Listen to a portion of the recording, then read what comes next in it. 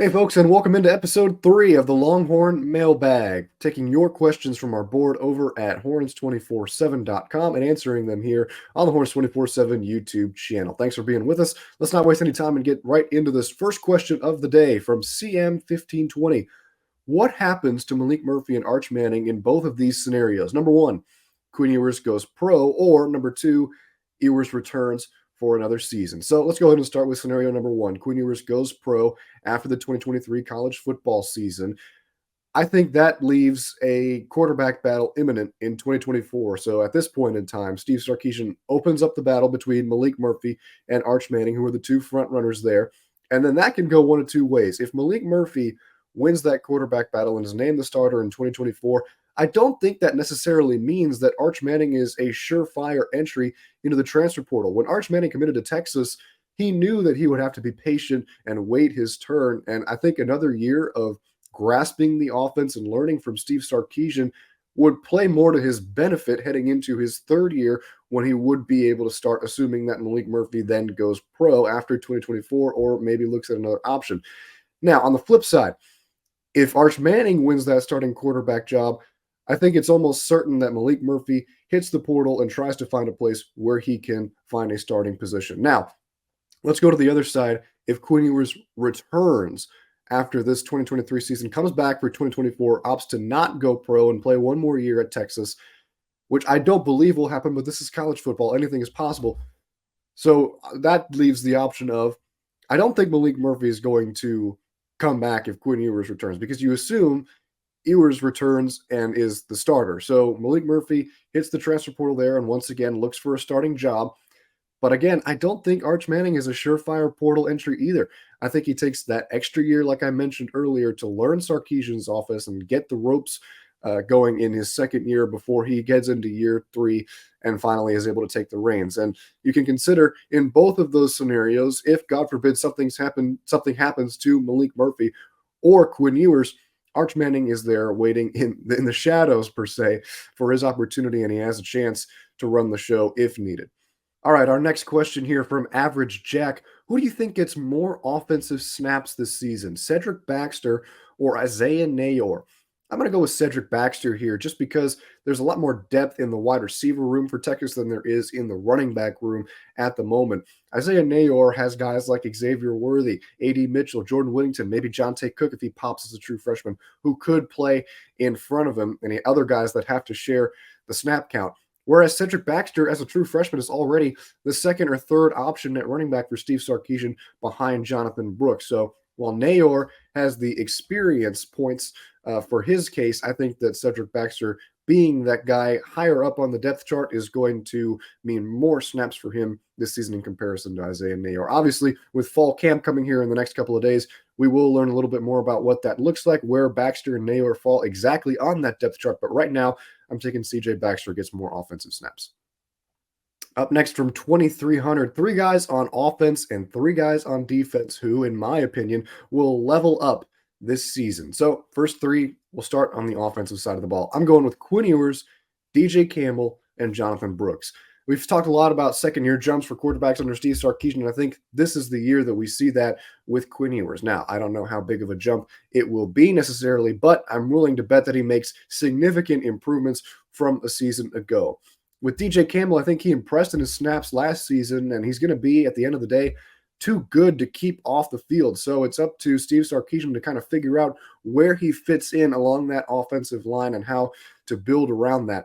And lastly, with Jonathan Brooks, he steps into the limelight after Bijan and Roshan head off to the pros, and he absolutely has the talent to be the lead guy on the ground. Chip Brown, our Horns 24/7 insider, predicted earlier this week in the Morning Brew that he ends up being a 1,000-yard rusher, which would be the next in a long line of Steve Sarkisian's running backs in the past. So I think as well that he rushes for over 1,000 yards and continues to keep that track record going for Steve Sarkisian. Now, defensively, my three, I'm going Barron Sorrell, Ryan Watts, and T'Vondre Sweat. Barron Sorrell had a huge jump last year initially for Texas, but I think he can really take it to another level this year with an offseason of work and knowing how good Texas was at getting to the quarterback, but not necessarily bringing him down after getting into the backfield.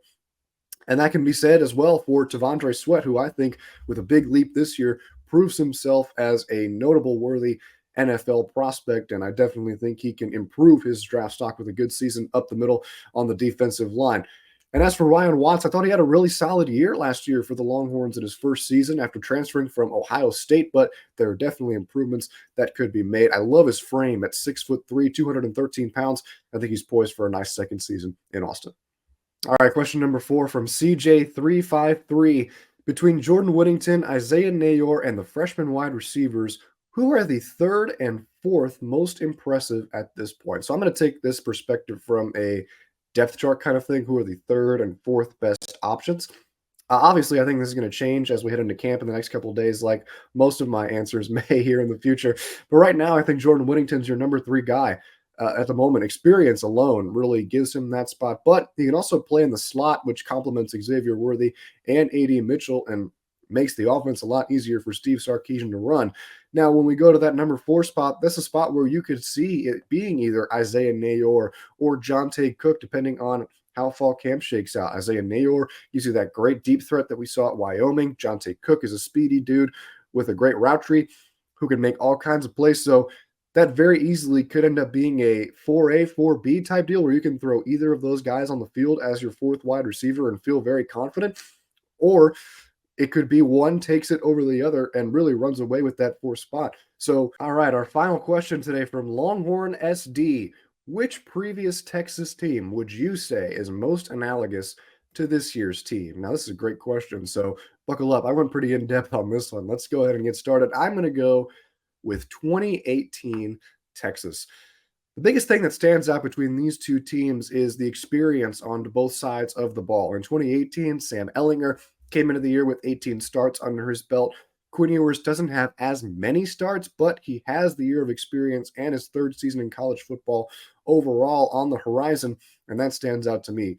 In 2018 on the offensive line, every starter came into the year with double-digit starts. Texas retains all 5 starters from a season ago in 2023. So that experience and depth in the offensive line room is going to pay dividends. In the wide receiver department, they had some nice depth with Colin Johnson, LaJordan Humphrey, and Devin Duvernay. Now, obviously, I think 2023's group of Xavier Worthy, A.D. Mitchell, Jordan Whittington, Isaiah Nayor, Jonte Cook, et cetera, will prove out to be the better group. But nonetheless, you have those 3 top guys who can all be reliable options for you through the air. If we go and look at the running back room, similarly to this team, there was no number 1 option in 2018. It was Trey Watson and Keontae Ingram splitting snaps. They both had just over 700-yard rushing seasons with only 3 touchdowns apiece. In 2023, I think there's a bit more emphasis on the run game with guys like Jonathan Brooks leading the charge and C.J. Baxter getting a lot of snaps as well with Keelan Robinson and Jaden Blue in the mix too. But no doubt this is going to be a heavier emphasis on the passing game in 2023 if Steve Sarkisian can get that going. Now that Bijan Robinson and Roshan Johnson are off to the pros. If we flip to the defense, what stands out is the secondary. It was so strong, and I think that position group is a strong suit again in 2023. Some notable names from 2018, Chris Boyd, Caden Stearns, P.J. Locke, and Brandon Jones. That was a secondary that held it down for a lot of the season. And now in 2023, you look at both talent and experience there with Jahdae Barron, Ryan Watts, Jaron Thompson, and Jalen Catalon trotting out onto the field. That field corner spot still a little bit up in the air, but nonetheless, a guy like Terrence Brooks could be added into that equation. And I think that's going to be huge for this defense. And at the front end, I think the linebacker room in 2023 is miles ahead of what it was in 2018. Not to say that the 2018 group of Anthony Wheeler and Garrett Johnson wasn't good, but I'm taking Jalen Ford alone at the linebacker position, and that's enough for me. Now, whether it's David Benda or a guy like Anthony Hill lining up next to him, I'm still taking that 2023 group any day of the week. Up front on the D-line, what stands out to me is Charles Omenohu, who has 9.5 sack season that year. Like I mentioned earlier, I think that's a jump that we can see from Baron Sorrell off the edge. I'm not saying he gets 9.5 sacks, but he can increase his sack number, and I think Texas is going to need that kind of production, finishing plays by bringing down the quarterback in the backfield if they truly want to have defensive success along the defensive line.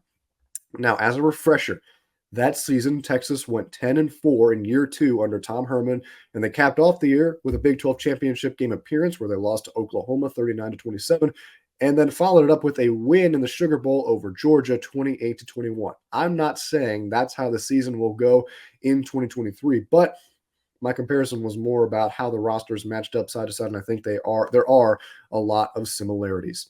That'll wrap things up for episode 3 of the Longhorn Mailbag. Thanks so much for tuning in here on the Horns 24/7 YouTube channel. Make sure you like this video and subscribe to the channel with notifications on so you know when new content drops. And as always with the Longhorn Mailbag, make sure you're on horns247.com at our board to make sure that you can see the drop your questions here thread so you have a chance to get your question answered on the next episode of the Longhorn Mailbag. My name is Tommy Yarrish. Until next time, have a good one, folks.